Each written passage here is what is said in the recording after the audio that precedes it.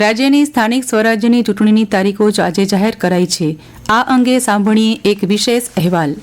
રાજ્ય ચૂંટણી પંચે સ્થાનિક સ્વરાજ્ય સંસ્થાઓની ચૂંટણી માટેની તારીખો જાહેર કરી છે.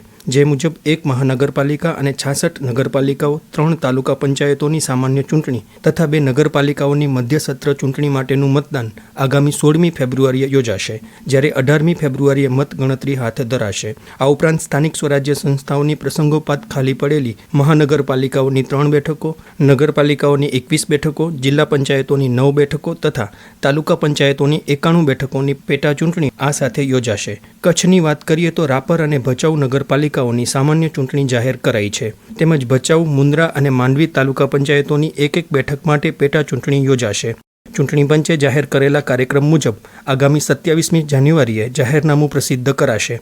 ઉમેદવારી પત્રો 1 ફેબ્રુઆરી સુધી ભરી શકાશે અને 3 ફેબ્રુઆરીએ ઉમેદવારી પત્રોની ચકાસણી કરાશે, જ્યારે ઉમેદવારી પત્રો પાછા ખેંચવાની છેલ્લી તારીખ 4 ફેબ્રુઆરી નક્કી કરાઈ છે. 16મી ફેબ્રુઆરીએ મતદાન ઉપરાંત જો જરૂર જણાય તો 17મી ફેબ્રુઆરીએ પુનઃ મતદાનનો દિવસ પણ રાખવામાં આવ્યો છે અને 18મીએ મતગણતરી સાથે ચૂંટણીના પરિણામો જાહેર થશે.